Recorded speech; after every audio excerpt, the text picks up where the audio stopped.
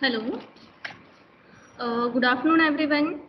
Myself, Dr. Maheshwari Harishchandra, Associate Professor, DBBPF College of Physiotherapy. I welcome you all in today's webinar on curriculum framework. Our speakers for today's session, Dr. Nirmala Rege ma'am and Dr. Suvarna Ganvir ma'am. I warmly welcome you both.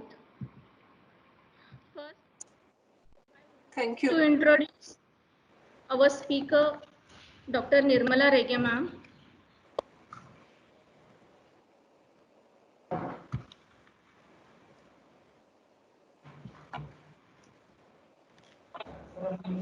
Ma'am is a Professor Emeritus, Department of Pharmacology and Therapeutics, SET GS Medical College and KEM Hospital. She has a Professor, Department of Pharmacology, ERAS Lucknow Medical College, and Adjunct Professor, Kasturba Health Society Medical Research Center. She was a former Professor and Head of Department of Pharmacology and Therapeutics, former Coordinator ME Unit, and was a former convener SET GSMC, KEMH, MCI and Nodal Center for Faculty Development at SET GS Medical College and KEM Hospital. I welcome you, ma'am.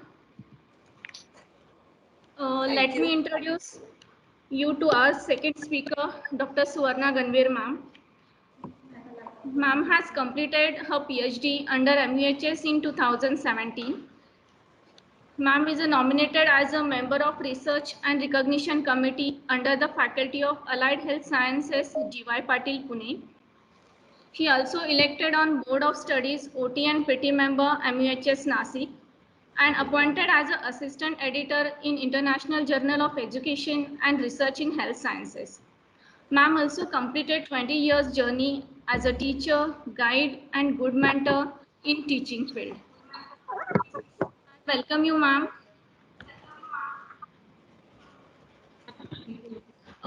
Before proceeding to the webinar, I welcome our principal, Dr. Shyam Ganvir sir.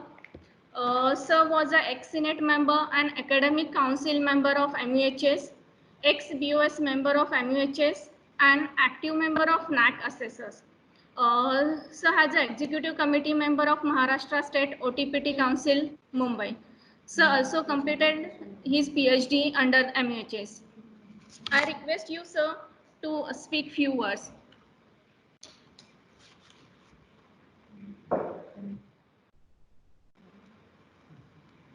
Hello.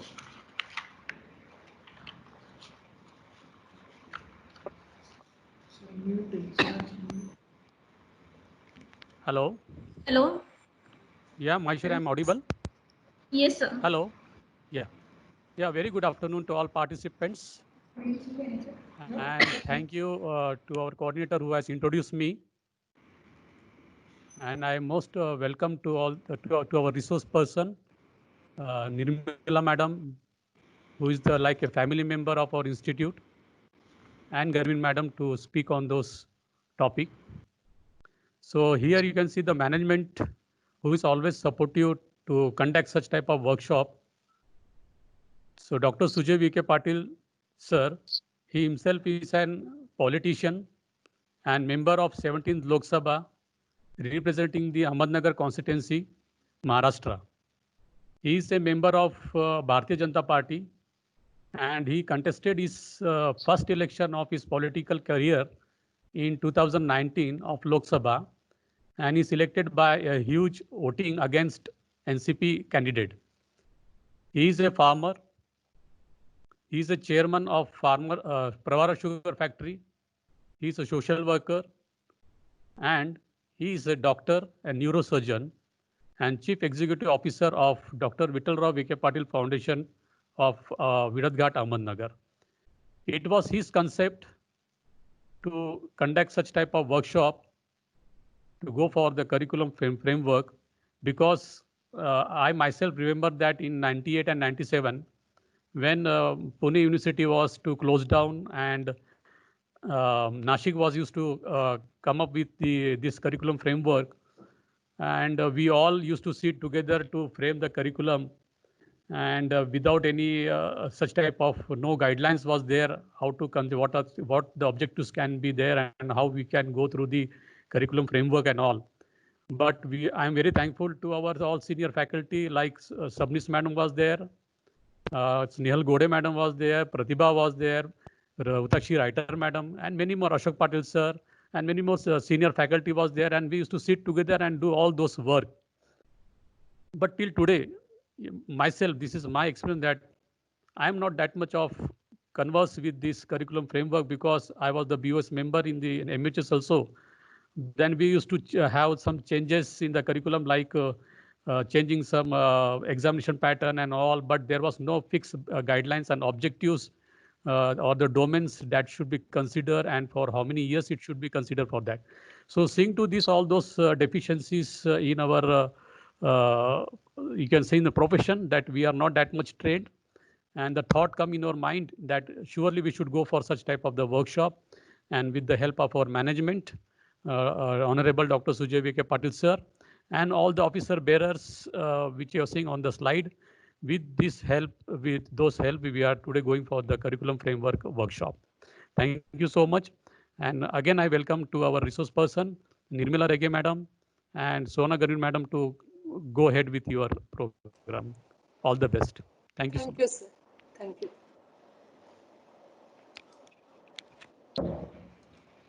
Thank you, sir. Before we get started, I would request all teachers, if you have any questions during the presentation, you can type them into the chat box. Now, I would like to request Dr. Nirmala Rege ma'am to kindly start the session. Thank you, Maheshwari. Am I audible? Yes, ma'am. Okay. So, our today's topic is curriculum framework. And if you ask me what is curriculum framework, I can say it is some supportive structure like a scaffold. And that will help the institute to plan and develop their own curriculum. As sir just now said, that when they try to change the curriculum initially, is it a poor network? Can you hear me? Yes, ma'am. Okay. When they tried to change, they made some changes, but without knowing whether there are any objective or there are any standards to go through it. And therefore, but there are curriculum frameworks which are existing, and they are set of interlocking components, and we will definitely see those. But before going to that, if you look at the outline of our today's workshop, I will say that we will go from a beginning. We will go from the curriculum definition, who are the curriculum planners, the process of planning the curriculum, the determinants of the curriculum, and the diseases of the curriculum also. We want our curriculum to be healthy. So what could be the diseases and how can we avoid them? And the types of various curricula, and then the curriculum evaluation. And then we will lastly, though this is a topic for today, we will come to curriculum framework lastly, and you will realize that time why the initial things were necessary. And while doing so, we will always concentrate on the roles and responsibility of the teachers. Now, with this, I request Dr. Suvarna to start with the session, and then I will join after some time.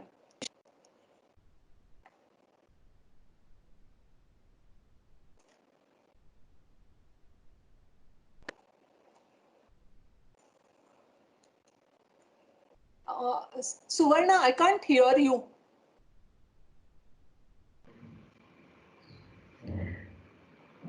Thank you, ma'am, for the introduction about the curriculum.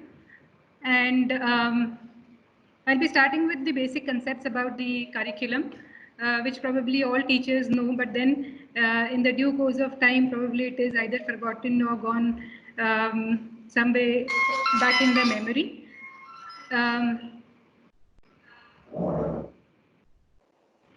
Madam? Yes. Ma'am, you will have to change the slide since you are I will change the slides. You yes, let me know. Yes, ma'am. Ma'am, next slide, please. No, I can't say. I can't make. Yes. Okay. So curriculum from a student's point of view, it is the number of subjects that he has to clear. From a teacher's point of view, it is the package of knowledge to be taught to the students.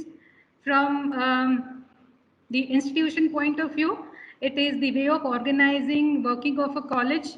So you can see a principal is sitting there and he has got a rack behind him with short forms, long forms, and also the chloroform at the end. And from a community point of view, it is a set of guidelines to serve the needs of the society. So different stakeholders have got different perspectives about the curriculum. But next slide, please, ma'am. Yes, I'm on the next slide. Can you see that? Yes, yes. But by definition, it is a primary vehicle for a change. So change from a student into a healthcare professional. So curriculum is a primary vehicle for changing a student into the healthcare professional.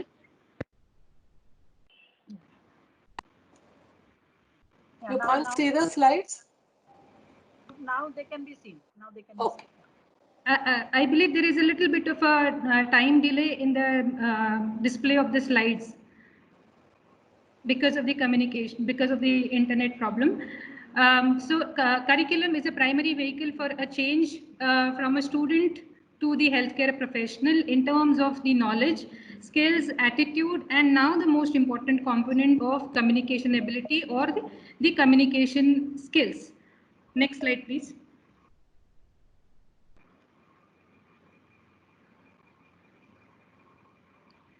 So how does this word curriculum has come into the picture? So the history of the word curriculum goes back into the Roman era, where the word curricul is meant as the horse-driven cart, and the curriculum is the course of a racing chariot, that is the circular path that this particular horse-driven cart used to follow. So that is how the word curriculum has come into the picture. But then the word curriculum was again coined in 1918 and 1983 by these medical educationists, and now the word curriculum is being used for the description of the events that needs to be taken place for bringing about this particular change from a student to the healthcare professional. Next slide.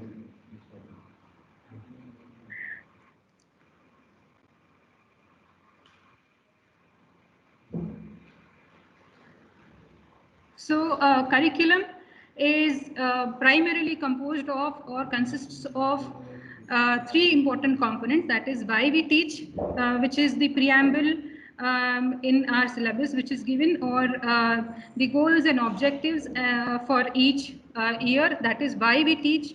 What to teach, that is the precise content of each subject or precise content of the syllabus.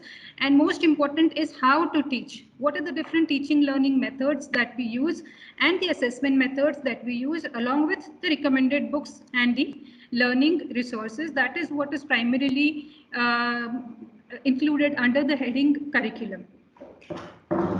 Next slide.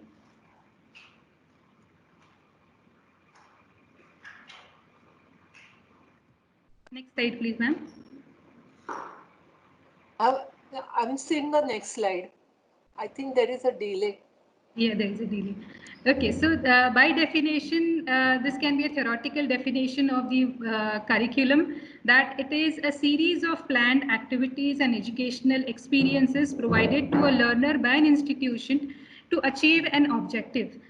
So I would just like to emphasize on the words that are written in the red color, that is series of planned activities, the experiences, and the objectives that are needs to be achieved at the end of any curriculum. Next slide. So in any curriculum, there are four important components which are to be included, and you can see here in this slide that these are the four components, that is the goals and objectives, the course content, teaching learning methods and schedule, and most important are the assessments. Because it is said that the assessment drives learning. So the more the precise our assessment methods are, more better is the learning process. And you can see that all these four components are linked to each other by these bidirectional arrows. So these bidirectional arrows indicates that if there is a change in any one component of this particular curriculum, there has to be a change in the next component. That is, if there is a change in the course content for some reason, then accordingly the teaching learning methods and schedule also needs to be changed, and accordingly the assessment also needs to be changed. So these four components, they are dependent on each other, and they're also interlinked to each other if we want our curriculum to serve the purpose for which it has been set. Next slide, please.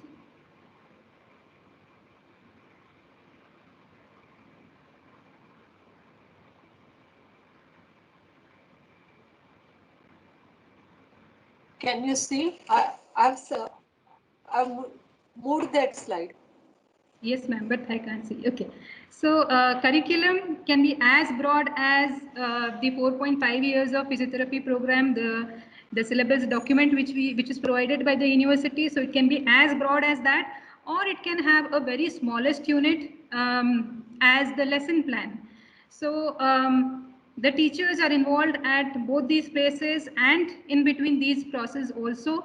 That is the educational course, that is the undergraduate course or the postgraduate course, or the different events during these particular attainment of these particular courses. That is the different phases, that is first year, second year, or during the internship or project work or workshop.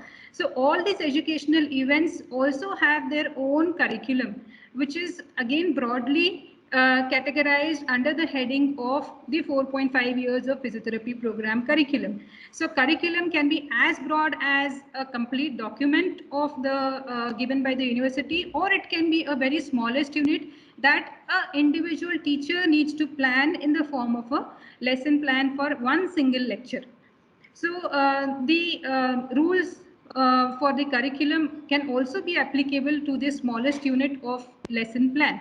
So a teacher is involved into the curriculum planning and refinement at every stage during the process of curriculum delivery.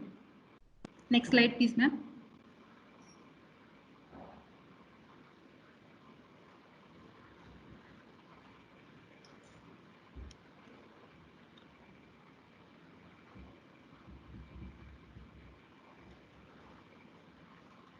So who are the planners of the curriculum which is provided by the university? So the guidelines are provided by the central or the national council or by the university, and the curriculum transaction and evaluation, both transaction, that means the assimilation of the curriculum, and evaluation of the curriculum needs to be taking place at the institution and at the departmental level. At both these places, it is the teachers who are primarily responsible for the curriculum delivery. So the transaction and evaluation is primarily carried out by the teachers working in that particular institute. Next slide, please, ma'am.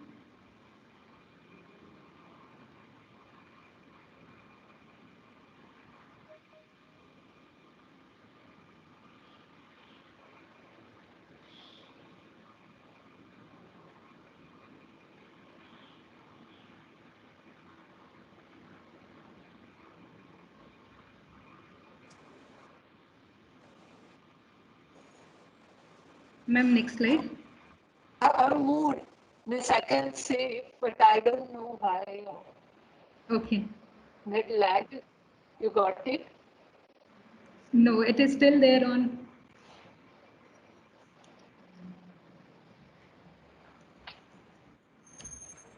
Can you see? Okay. So when we are planning the curriculum,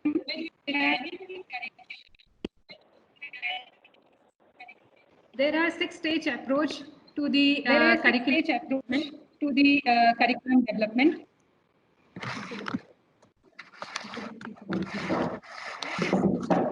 a six-stage approach to the curriculum development.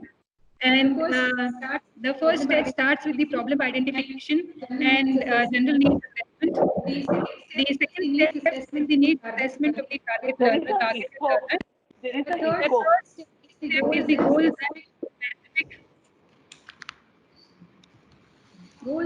and specific observable which leads to the educational strategies. And educational strategies, once they are decided, needs it's the implementation. And after the implementation, it needs to be evaluated and the feedback needs to be generated, so that again the problem identification can be done in a better way. Next slide, please.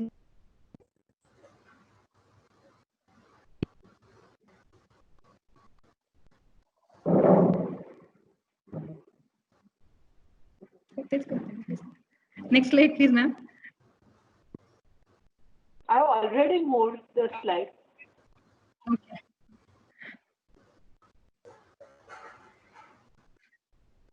There is a lag in the. Lag. Yeah. So the whenever the curriculum is planned or derived, there are certain determinants which needs to be taken into consideration whenever a curriculum is planned. These determinants include the national health policies, the health needs and demands of the people, morbidity and mortality patterns, scientific progress, professional requirements, socio-economical status, and standard and expectations of the students. So all these determinants may help us to derive or to formulate a perfect curriculum document. It should be globally relevant. It should be globally relevant, and it needs to be based on the local needs. हाँ तो वो तुम्हारे group पे डालो, इसमें मैं भी attend कर रहा हूँ, कैसे करते हैं करते ठीक है, उसमें फोन किया था मैंने, तुम सिलेबस भेजो मुझे. So curriculum planning is not the job of an individual, and most important, it is not a job that needs to be done in one day. It requires the perfect planning. It requires the working on it for a long period of time. So curriculum planning is not a job of an individual, but it is a joint enterprise of the educationists, psychologists, planners, administrators, teachers, politicians, and social thinkers. All these needs to be involved into the curriculum planning whenever a curriculum needs to be framed. The curriculum needs to be is dynamic, which is a changing process, because with needs of the society, it needs to change. It should be comprehensive, that it should include all aspects that are required at a given point of time. It needs to be continuous, so that there is a free flow from the first year to second year, or to different subjects in the same year, and it has to have a concrete. It should give a concrete base to a healthcare professional. Next slide, please, ma'am. Yes, I've moved.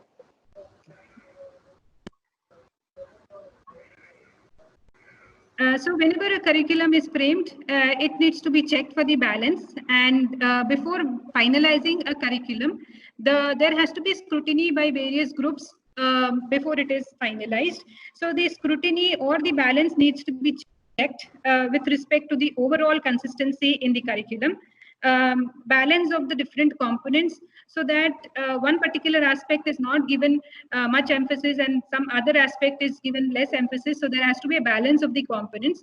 The checking is also done, the scrutiny is also done to detect the oversights and to avoid the content overloading. And the scrutiny also needs to be done to check that the learning objectives are aligned with the learning experiences and the assessment tasks that are included in that particular curriculum. So there is a curriculum which is on paper and which is given by the university, and there is a curriculum which is in practice, so which the institute follows. So ideally, these two circles that you see here should be overlapping on each other, so that whatever is there on the paper is being practiced. But you can see that whenever it is practiced in the institution, there is some kind of non-overlapping between these two circles. So you can see that this area probably some teachers are over-enthusiastic and they cover some other aspects which are not there in the curriculum, or probably the location of the institute is such that certain other aspects are taken into consideration. But there is a third angle to this particular curriculum as well, which is from a student's point of view. And this is the third aspect that is shown by the third circle, which is that what is learned by the students. So ideally, this curriculum on paper, in practice, and learned by the students, these all three circles should be overlapping on each other if there has to be a perfect delivery of the curriculum. But usually it does not happen, and there is the third aspect that learned by the students. You can see that this particular aspect is something which is not there in the curriculum, which is not practiced, but the students have learned. So that is the students' perceptions about the curriculum or the experiences, their own experiences of the curriculum. So next slide, please, ma'am. So considering these three aspects of the curriculum, that is on paper, in practice, and most important factor being the student perception, the definition of the curriculum can be revised in a way that it is a series of planned activities and educational experiences provided by a learner, provided to a learner by an institution to achieve an objective, and the experiences learners encounter, that is the experiences that the learners receive during the delivery of the curriculum. That is also an important aspect of the curriculum which the institute needs to take into consideration when they are delivering this particular curriculum. With this, I hand over to Dr. Regi Madam for the further deliberation. Thank you so much. Thank you, Suvarna. And please let me know if, because I experienced that there is a lag between slides and the talk, and therefore if I'm going ahead, then just let me know Yes. if you can't see the slides. So Yes, with this background, everyone would like to have a very healthy curriculum. But what Dr. Abramson has mentioned, there could be diseases of the curriculum and we should try to avoid it. And one of the diseases, curriculum dyslexia and malaise. And as in malaise, we can't pinpoint what is the cause. But the person feels that his or she is very weak. And therefore, the curriculum also, everyone says that there is some, dum nahi hai usme kuch. But we can't make out exactly what is that, where is the root cause. So that could be a problem. There could be a problem because as the madam said, that when we have to go from one phase to another phase, it should be a smooth, continuous transaction. But if it is not happening, like joints, there is a two joints, there is a friction causing arthritis. Even in curriculum also, you can see these type of changes. There are sometimes the two heads of the department, they don't get along very well, and therefore it is something iatrogenic curricula. It is something inflamed, and you are not the students are suffer because of that. Or sometimes someone is interested in a particular part, and then in that teaching learning session, most of the lectures are related to that part, and then and that is at the cost of the other components of the subject. So then it happens like a carcinoma of curriculum. Or many times what we experience is curriculum hypertrophy or curriculum megaly.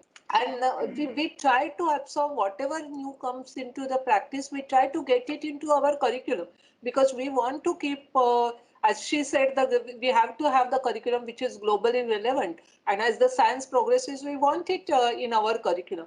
But at the same time, we forget to take out whatever is old, or we don't know how to curtail that and present it to the student. And most of our curricula, including the medical curricula, are becoming fatter and fatter.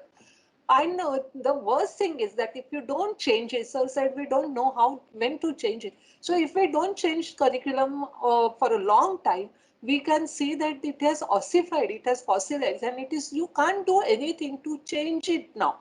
So you have to discard the entire thing because there are so many old things are there and it is a standstill thing. No one is interested and we have to change it. So we try to avoid all those things when we are planning a curriculum, and we have to bring in new things definitely, but and retain some of the things which are old and which are still relevant, but we have to decide whether to take out some of the things when we are doing it, and that the frameworks they help in managing this. Uh, Before we go for that framework and all that, I would like to tell you about that major curricular models.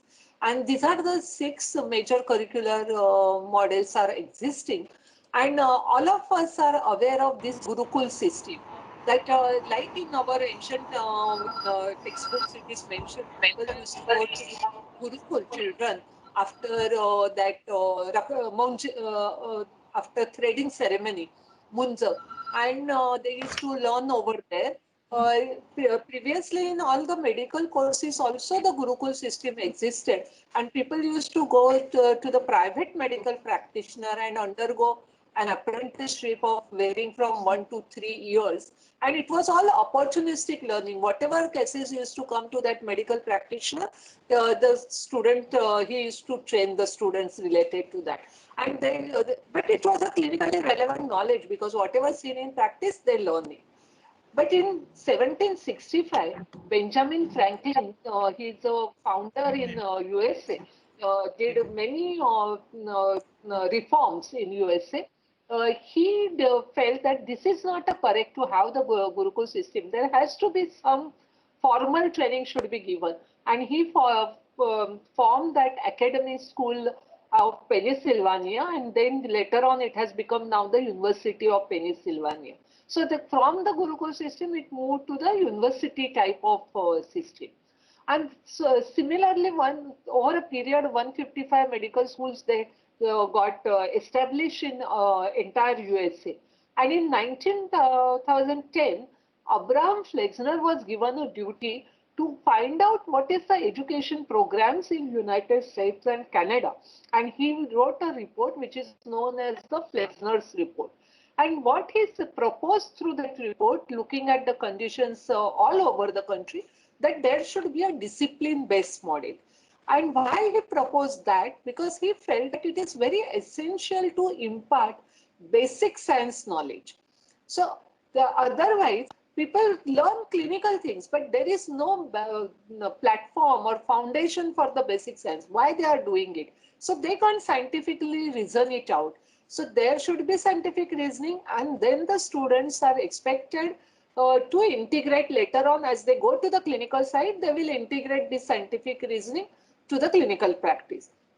And with that, this was adopted in Johns Hopkins Medical School first. And still today, we are having this discipline-based system that in the, I'm showing you the medical side things, but you can see easily for the physiotherapy, it must be the same.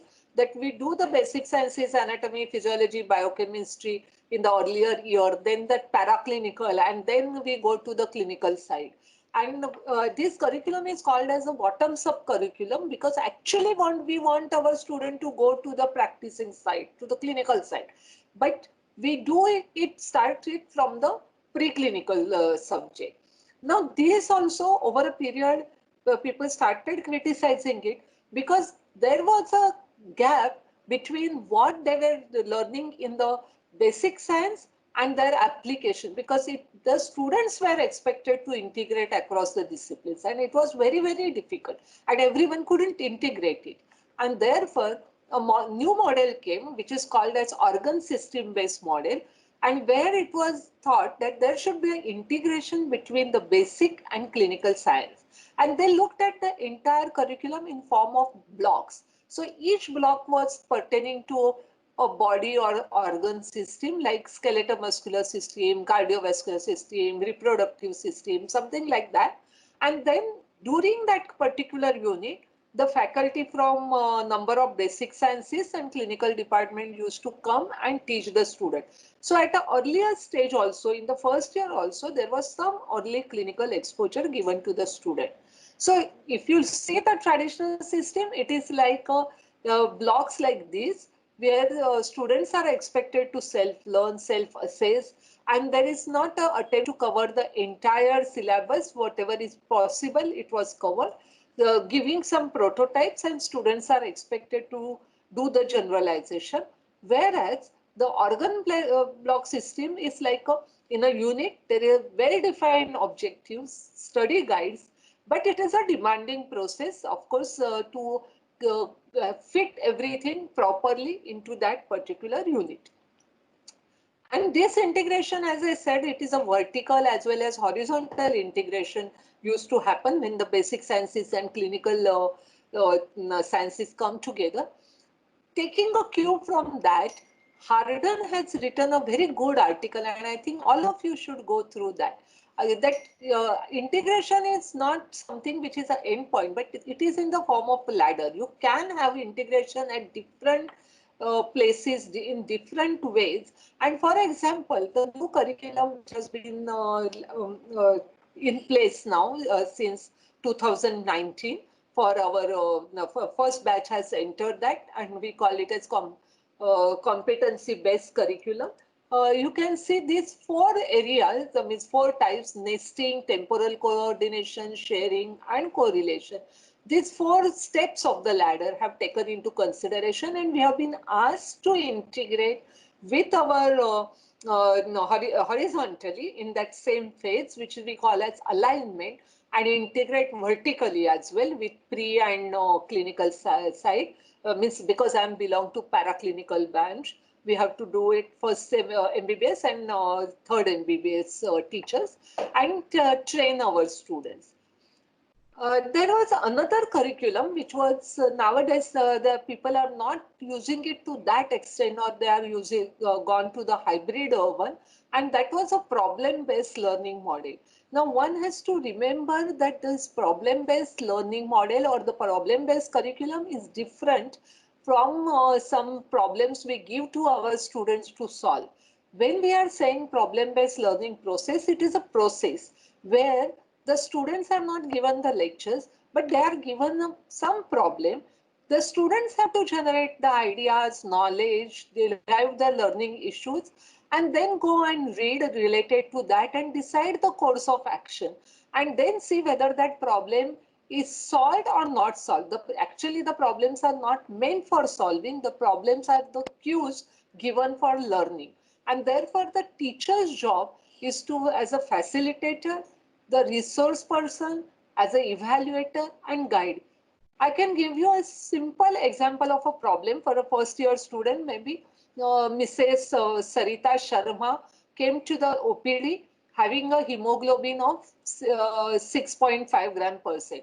That is the problem which is given to the student. Now the group of students will come and discuss this.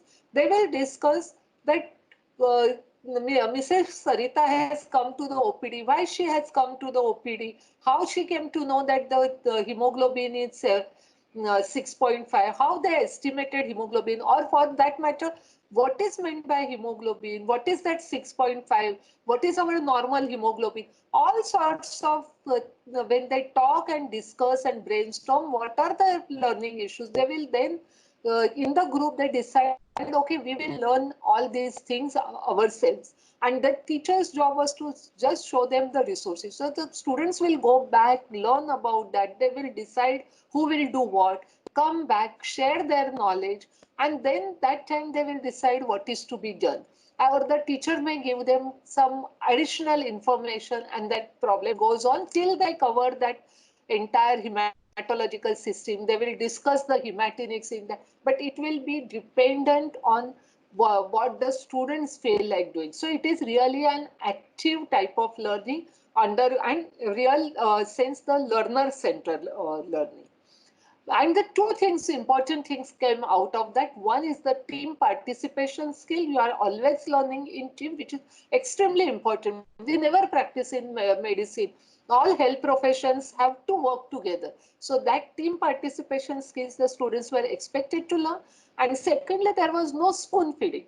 Everything was to the students have derived. So it was a active learning. And remember, we always say the active learning is retained in a better way than the passive learning. After this, the another model came, and that is an outcome-based curriculum. Now, what is this outcome-based curriculum? That means you first decide what should be the outcome of that particular program. If you want a physiotherapy, what sort of physiotherapist you need? What sort of knowledge, skill, attitude that particular girl or boy should have?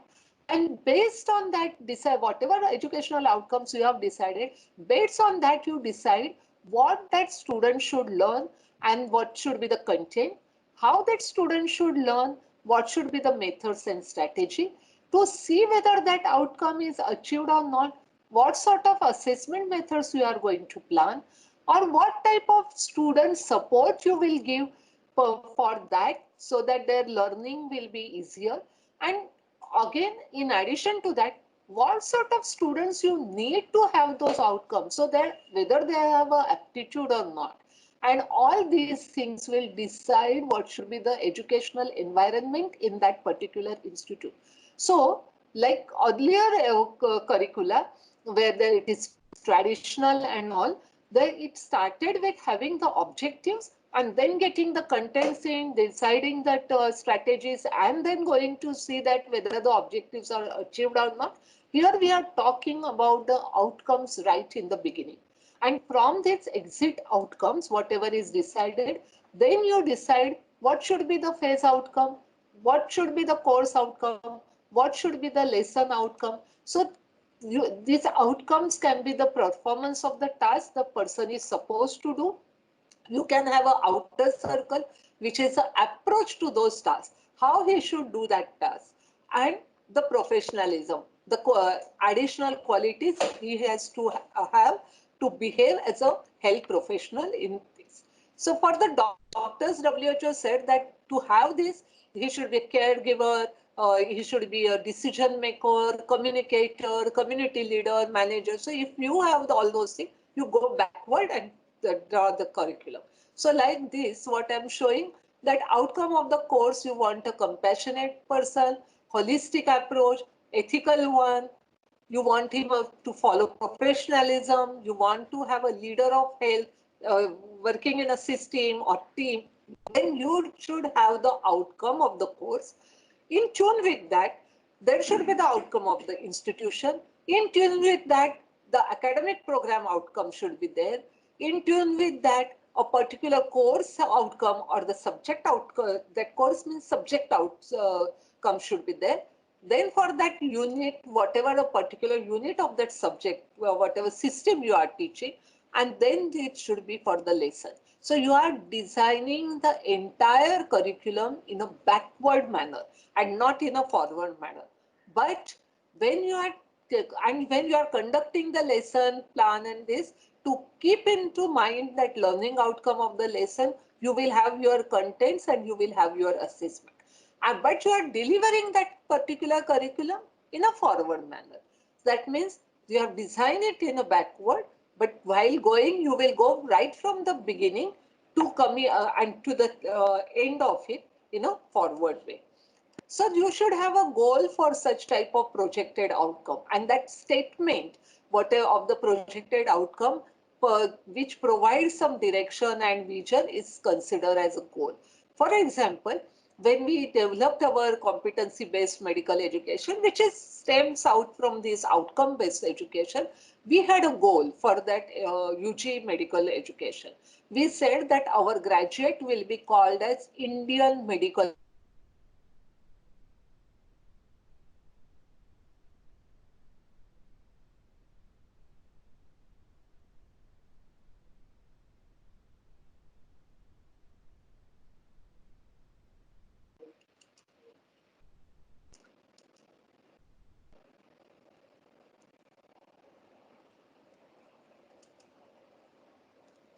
Can you see now?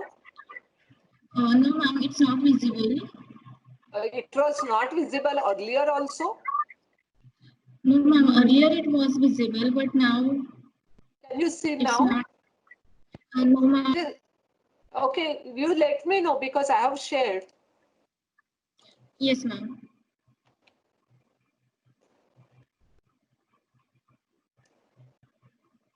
No, not still. No, ma'am.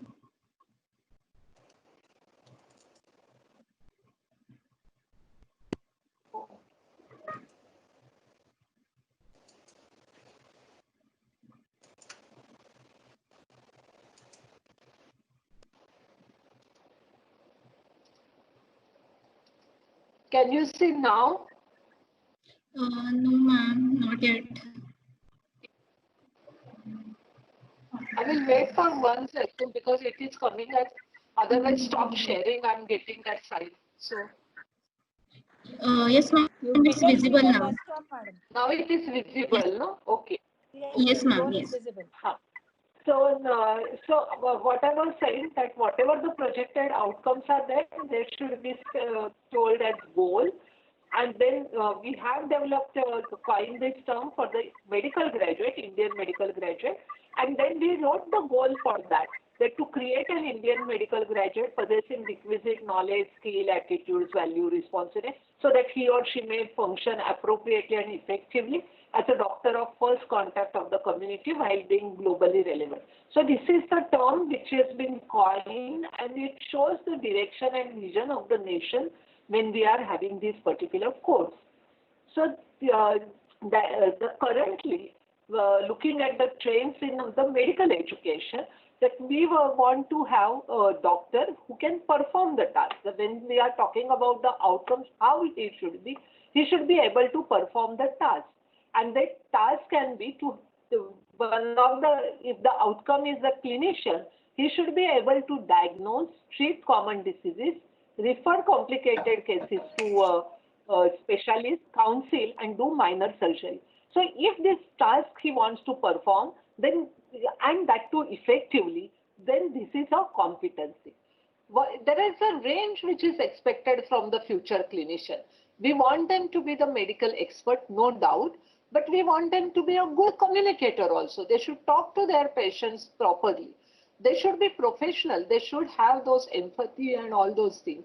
They should have this, they should be scholar. Whatever the new things come, they should learn on their own. They should be health advocates of the community, and they should be able to manage the resources they have. And most importantly, whenever required, they should have the ability to collaborate. So they have all these features have been said. So it is not just the head, but it is a heart and hand. All three things we want to have them. Similarly, we want to have them the respect. There should be honesty and caring and responsibility. So number of things are there, and this range of expectation is going higher. So this, if you have these things written down, then what figure I have shown you, there were the different roles the clinician should have, and that is made by the Canada.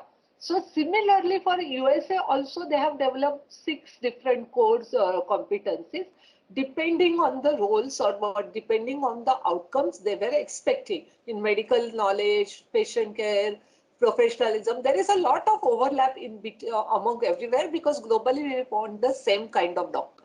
And similarly, for the Indian medical graduate also, the MCI decided what role they will have with a clinician, leader and member of the healthcare system, communicator, lifelong learner, professional. All these roles have been defined. So with these stems, the competency-based model. So in the competency-based model, all these abilities to perform is the competency. So they are learning by doing, and those core abilities, what they should have, the clinical skill as well as the soft skills. Soft skills means showing empathy, showing communication, having values, attitude, all those are the soft skills. So ability to reflect. So we have to have those competency written, and we have to list also the specific criteria that the student should master and the minimum level of performance that has to be achieved. So that also in the curriculum we have to mention or the teachers have to mention.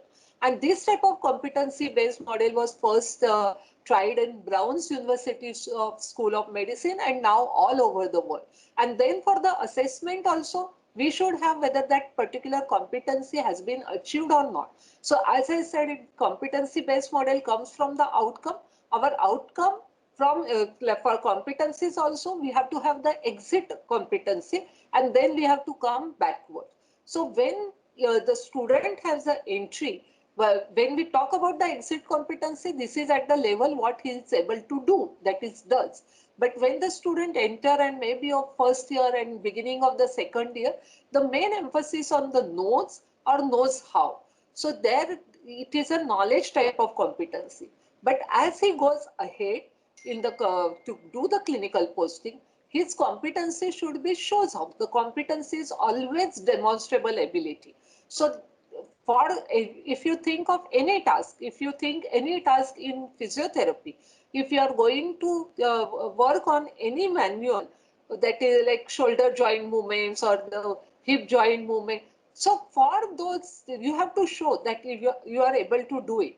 And for that some knowledge for any procedure, you will agree with me, some knowledge base is required. So but it is not just the knowledge base. You can't just ask, how will you show this movement? That is has no meaning. The student should be able to show that. And in the OPDs, when he's before graduation, he's doing internship, he should be able to perform. So it should go from knows to does. And this is called as Miller's pyramid, which should be used for the assessment.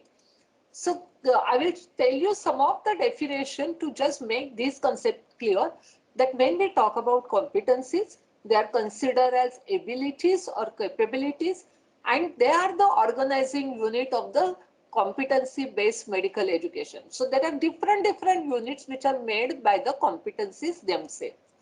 When we say a particular competency, that is something observable. It is an ability, as I said, but that ability should be observable and it should have the integrated multiple component. It should have knowledge, skill, value, attitude. You can't only have a knowledge competency. Ideally, the competency has to be mixture of everything and it is an ability. When you say a doctor is competent, then that means is possessing the required abilities. So those required abilities in all the domains have to be written. And when that should be shown in a certain context at a defined stage of medical education or practice. So when I say competent, it is not that competent all throughout. When I say competent Indian medical graduate, that means I have tested his competencies, the abilities which were there at the time of their graduation. When he will go into the practice, his competencies will change because of through practice, he is getting more experience. And also for post-graduation, they will be different.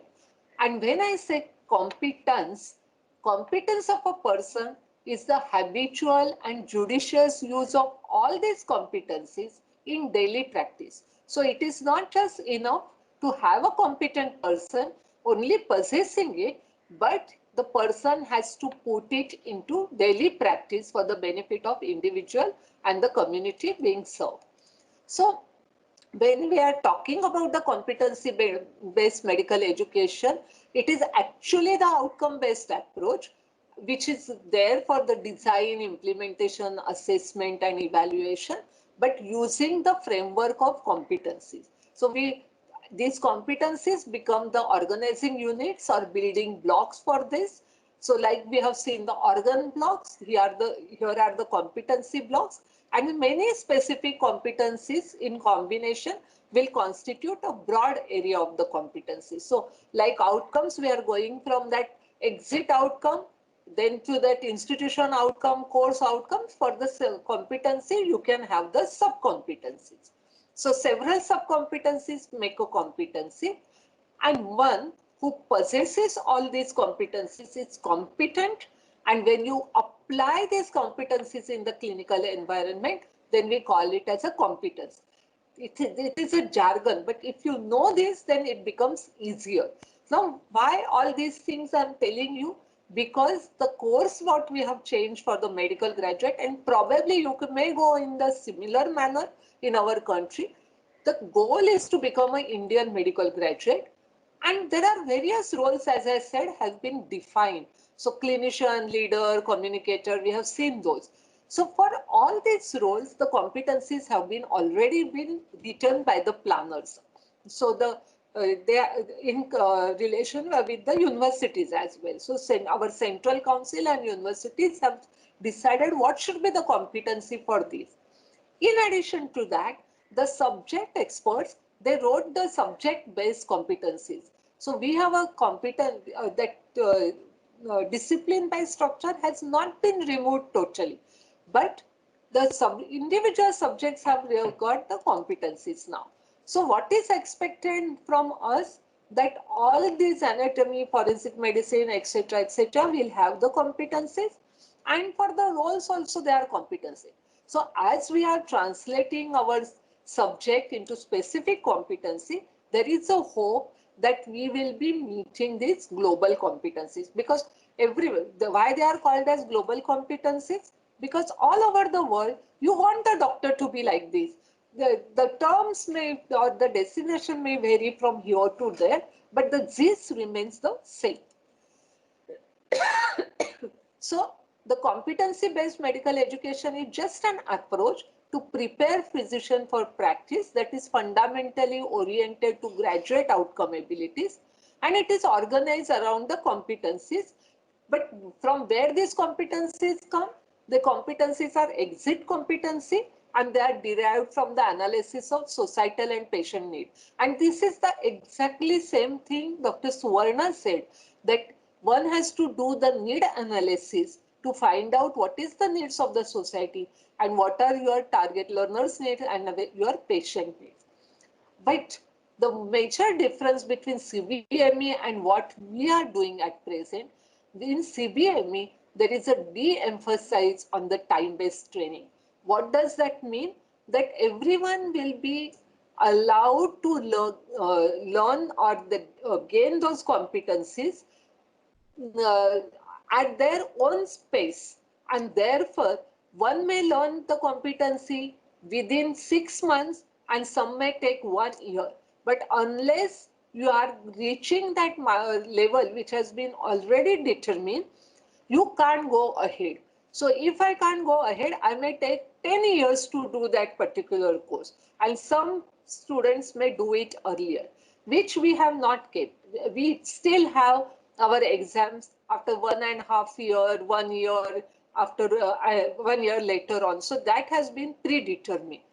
But still it gives some accountability, there is some flexibility and learner centeredness. So our curriculum is competency directed or competency oriented, and not exactly the competency based medical education. Now with this different curriculum model, the outcome based model and the competency based model are the in things now.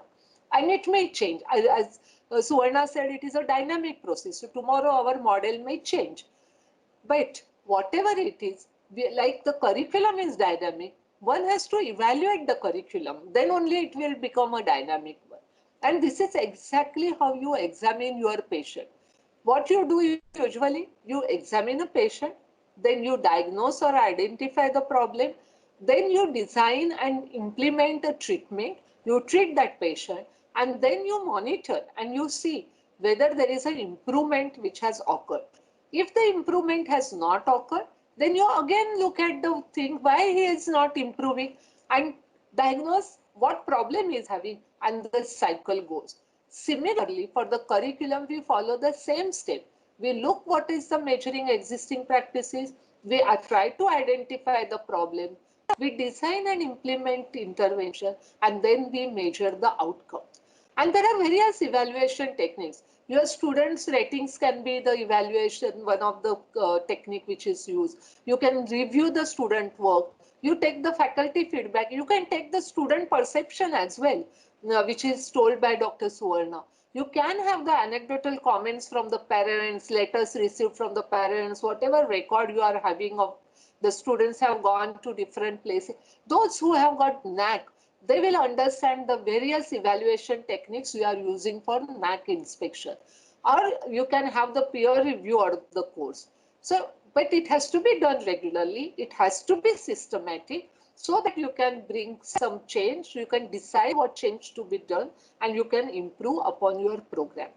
Now, how to evaluate? The simplest model, whatever the techniques have said, by Kirkpatrick, a program has been given or a tool has been given, and that is the reaction. That for any, as I said, workshop is also a program, or this particular webinar is itself an education program. So you can have the reactions. You see that whether the participants are satisfied or not, the students have satisfied or not. The second one is the learning. The learning is that knowledge, skill, attitude in that your test setting, whether the students have learned. So your marks, everything, the academic progress of the student comes under this. The third thing is a behavior in the practice. When the students will go for the internship, you will learn. It takes little more time that whether whatever you have taught them, whether that has translated in their behavior, has their skills have improved. So when the students are in the internship looking at the patient, how they are behaving with the patients, how they are diagnosing, how they are treating. And the last stage is the results, which takes almost 5 to 10 years. What impact of your program has got on the society and the patient? One is the satisfaction of the patient, but how our health parameters change. Once you have changed the program, like we have gone to the CBME, at the same time, we have an evaluation module in the place, and the data will be collected and it will be seen. Is it going to make change in our health parameters at the end of 5 years, 10 years? Our morbidity, mortality data is changing.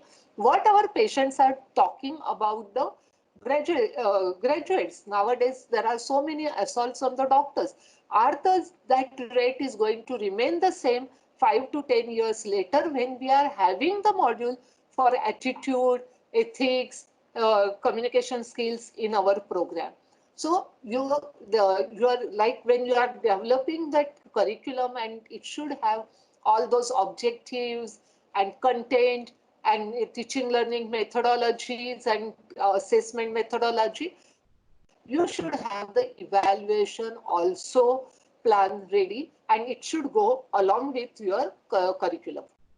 Now coming to the last part of it, that is the curriculum framework. Now, what is curriculum framework? Actually, it is very interesting to see how the curriculum framework came into that existence. It came actually from the education. And when I'm talking about the medical curriculum or talking about the physiotherapy, we should remember that we as a health professional is a small unit of the education. So education has a very broad perspective, and there are science graduates, commerce, arts, the other type of education, this thing. And in one of the category, it is a health professional. So this Ralph Tyler in 1949, he framed 4 simple questions, but I will say they were very powerful questions, and they are called as Tyler rationale. He asked 4 questions. What educational purposes should a school seek to attain? What educational experiences can be provided that are likely to attain these purposes? How can these educational experiences be organized? And how can we determine whether the purposes are being attained? If you look at it, it is simply the objectives. It will be simply the educational experiences we are going to give. It is a scheduling, and it is the assessment. These are the 4 things which he has mentioned. But if to answer this, you need certain scaffolding or certain standards. And those standards or those frame of reference are which is called as curriculum framework. So it serves as a frame of reference for all who are involved in making the curriculum and transacting the curriculum. So curriculum framework will spell what the student should know, what is a value, what they will be able to do at different stages of learning. They will give some institution and teachers the flexibility and ownership to plan and design to meet their varied needs, the needs of the teachers, the needs of the students, needs of the institution. I will give you some examples of this framework and you will realize, they were framework. We knew all these things earlier and that's why we wanted that earlier part. For example, we talk about the Bloom's taxonomy. I'm sure those who have done the basic course or the advanced course, you must have learned about this behavioral change. We talk about the cognitive domain, attitudinal domain, the psychomotor domain. Now also I have said earlier, it is knowledge, skill and attitude. And we are aware that there are hierarchical levels in each domain. And this is called as a taxonomy of educational objective, which was developed by Benjamin Bloom in 1956. This is a framework. This is a curriculum framework for the initial part and may answer that first thing. What is the purpose with which the students have entered? The roles I told you about, the CanMeds have the role, and you can see here it has been mentioned as roles framework. So this is a framework he had just mentioned. It has been mentioned medical expert. Now around this framework, the entire undergraduate and postgraduate teaching in Canada has been developed. The same thing is true for this Accreditation Council of for Graduate Medical Education of US. ANON in 1999 has developed these competencies which have been taken up for the by that Accreditation Council to develop their undergraduate and postgraduate curriculum into these 6 competencies. When I talk a lot about different curricula, so there are various strategies. Our previous curriculum, that apprenticeship or that discipline based, is usually the teacher centered. It is an information gathering and the transfer. It is discipline based. It is hospital based. Though we practice in our clinics in the private, you must have seen in the community, what we learn everything in the hospital and usually in a tertiary care hospital, not even the primary and secondary care centers. We have a standard programmer and sometimes only, but despite that standard program, they have to undergo whosoever is in the ward that time, we take those cases. So if there is a hernia case is there, the students will learn hernia. Tomorrow something hydrocele case comes, students will learn that. So our education is opportunistic or apprenticeship based. But we want to change that and we want to become modern. And that's why this SPICES model has been developed. Now you can go suddenly from teacher center to the student center, information gathering to problem based, discipline based to integrated. It is a change and change has to be slow so that everyone will get adapted to that change. Otherwise, if you start doing a change overnight, it will be a chaos. So one has to manage that. And to manage this change, this SPICES model has been prescribed. So and it is again by Dr. Harden, who had developed that integration ladder. Now what that SPICES model tells you, that if you want to, you decide for your institute, how much it should be teacher center and how much it should be student center. So similarly, how much information gathering or how much problem based. So you go on developing it. So that course will maybe zigzag.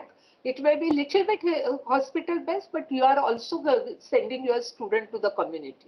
You have less standard this thing, but more of electives.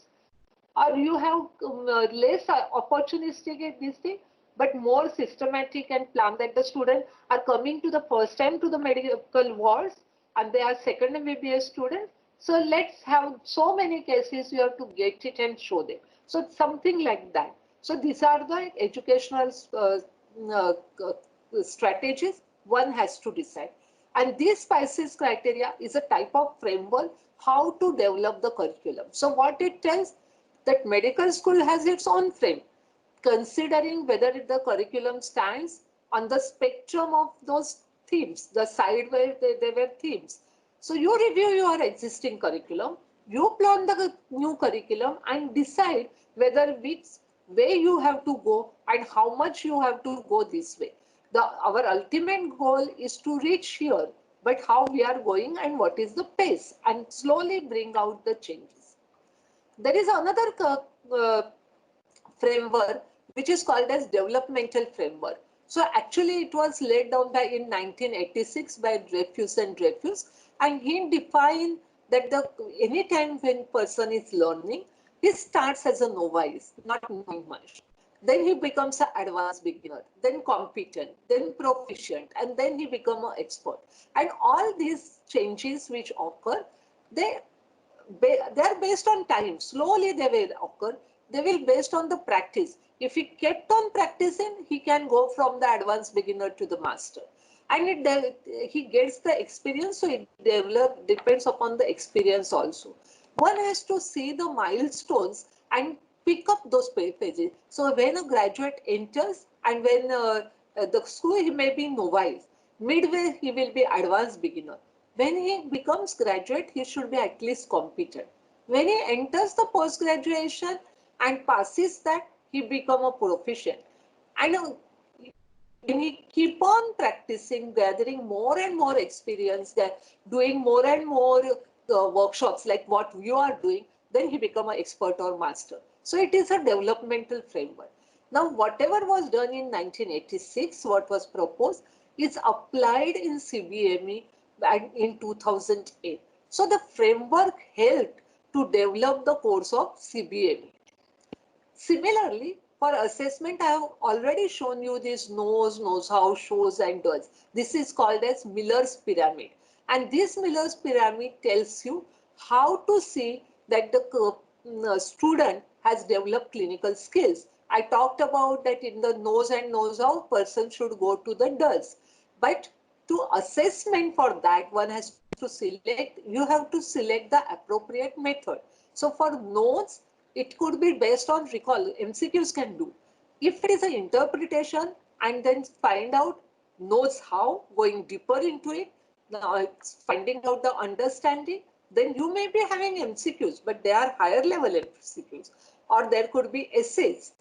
If you want to see that whether the skills are developed or not, they will have, as I said, they will have the knowledge base. But you can use OSCE or you can use simulation. And at the when it is done, finding out whether the person has learned, you have to directly observe. Or there are various methods have been developed, assessment method as workplace-based method. So this framework, the Miller's pyramid, what framework he has placed, is helping us today with assessment of clinical skills. And that evaluation, what I mentioned, talked to you, what was developed by Kirkpatrick, we are using it still for our curriculum. There are many models of evaluation framework, but this is the simplest, easiest, easy to understand, and it has been used. So a curriculum framework, and I'm given you few examples. There are plenty of these examples, but it helps us to learn about the expression of the institution's educational values, expectation from the learner. It helps us to organize curricula like that CanMed or SCGME. We become clear in our own thinking when we are there students. I have to assess the clinical skill, what I should do, that the model can tell me, or I can communicate my expectation to the students and faculty if I tell them that this is the framework I'm going to use. And whether I will use it or not, because as I said, there are many frameworks, everything we are not using. That depends on how clarity, what is the clarity in that particular model, whether it is easy to apply, simplicity of that model, whether it is acceptable by everyone, because you can't straight away apply the model. For competency-based curriculum, these competencies are serving as a framework, but almost 10-15 years people are working on it. So how much resources we are spending on it for training our faculty, so for faculty development program, whether they are finding it easy and whether they are consistently valid or reliable, because problem-based learning is itself as a framework. But later on, the research showed that students or the outcome of it is not different from the traditionally taught student. So then the validity it becomes questionable. So this is also a dynamic process. So what we have to remember that there is no correct or the best framework for all situations. You may be having different frameworks in the curriculum for objectives, for strategy, for assessment. It will reflect the vision with its own time and context, and you have to regularly reflect on the strength and weakness of the framework and change it if you find that there are weaknesses or more. The outcome-based education itself has a robust framework. And if you will see the NAAC, UGC, all of them have now accepted outcome-based education as a model. I read somewhere that it serves as a glue. It holds the curriculum together because you are talking about the educational outcome and there you are going backwards. But during that, it is always in the alignment. There is no fragmentation of you have developed the objectives, but some of the teaching learning methods are not in alignment.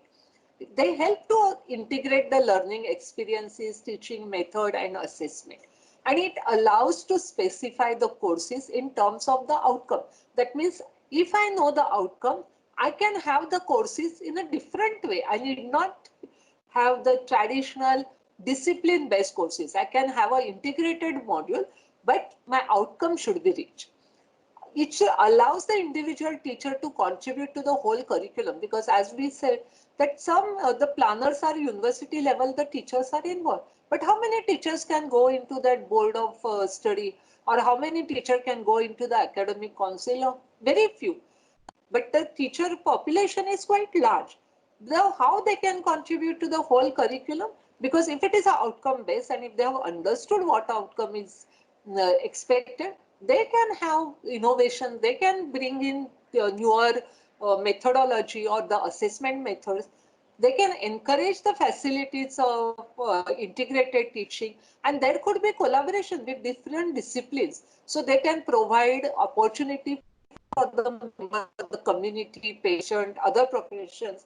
So that can bring it to the another curriculum framework. And that curriculum framework I didn't touch, but it is an interprofessional education. So the different professions working together and learning together.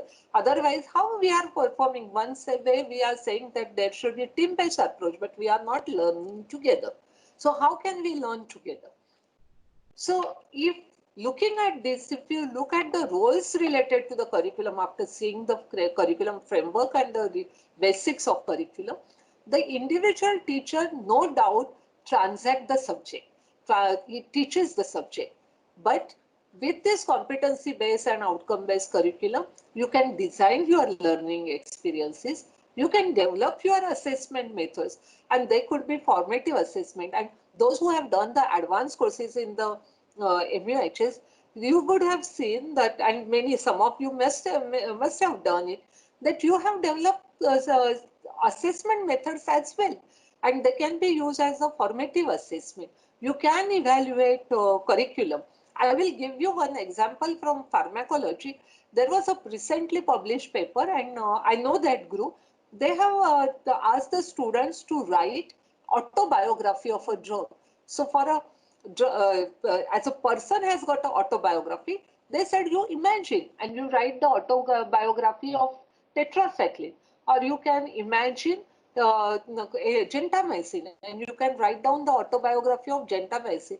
And I will tell you, the students have written excellent autobiography. They have said their imagination wide, and what we said, the reflection should be seen. You can learn from there how much students are understanding from that. There is even departments play a role related to the curriculum, individual department. You can equip the student with the required skills, so you can develop the facilities for that, and you can design the educational programs as well. This job can be done by the department, but it can be done in a better way as the conducting faculty development program, and department you can develop the educational program. And institute wise, you can transform your student. You provide them the various facilities so that he becomes a competent healthcare professional. and of course from the abilities from all the three different domains. So there are many things one can do at the level of the teacher, individual teacher, the department, as well as the institution. Dr. Sethuraman was my teacher when he was I did my National Teachers Training Center at JIPMER. I did my first course in medical education, and he had written a book. And his first sentence was that the physicians of tomorrow are taught by teachers of today using curriculum of yesterday. And you will agree with me that this is always the case, that we develop the curriculum whereby we go by our own experiences. We try that curriculum comes into play, we teach the students, but those physicians are going to go in future to practice where the things might have changed, and this we have to keep it in mind.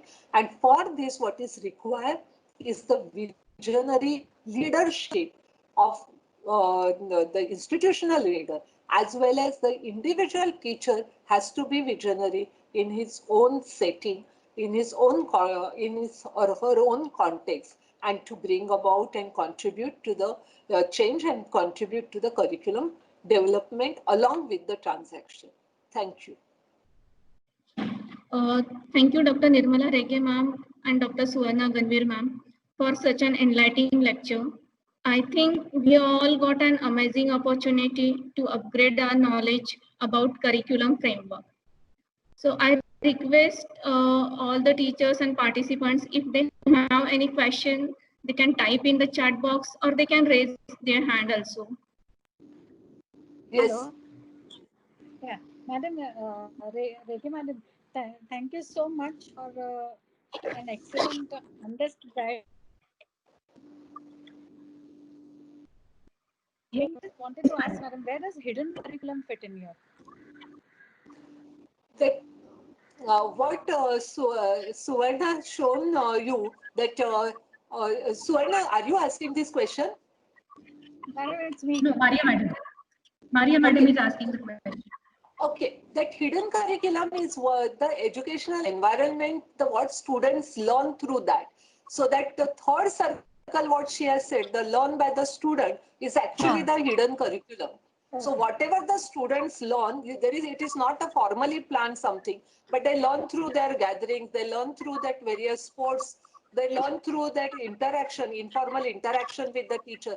All those things, they contribute to the hidden curriculum, which you can't frame, but if you take the perceptions of the students from time to time, you will come to know what they are learning and what is that hidden curriculum in that.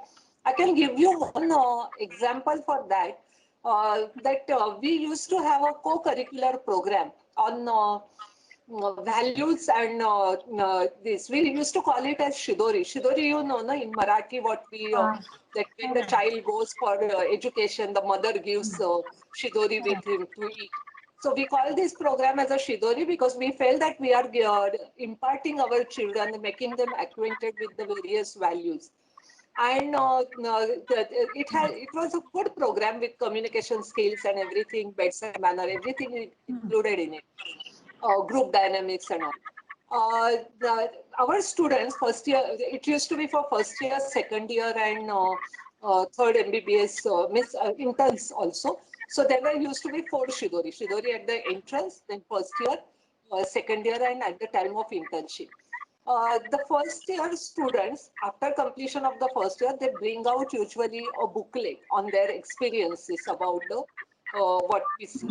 And that magazine is called as Drushti. So while we were browsing through that magazine, we found that student had described Shidori, his experiences, as it is a get-together which is arranged by the teachers for students.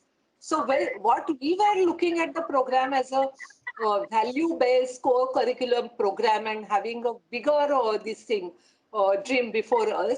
But the students felt it is just a gathering, which only thing they were happy that it was arranged by the teachers for them.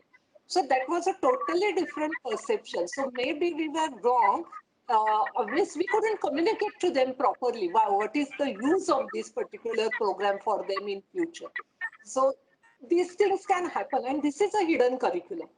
You have to get to know them by talking to them from time to time. Then only you will be able to make some changes in your real way in the curriculum, and that hidden curriculum will become lesser and lesser and will merge with your curriculum in practice. Thank you, madam. Anyone wants to ask question? Okay, there is no any another question. So I proceed the next session of vote of thanks. On behalf of College of Physiotherapy, organizing team, and on my behalf, I extend a very heartfelt vote of thanks to our speakers for gracing your presence and sharing with us your knowledge today. I would like to express my sincere thanks to our Deputy Director, Dr. Abhijit Dute sir, and our Principal, Dr. Shyam Ganvi sir. I also wish to express my gratitude to COPT staff and students who help us in the webinar. Last but not the least, our participants, teachers, and seniors for making the webinar successful. Thank you all. I request all the teachers to fill the feedback form to help us get even more better next time. Thank you.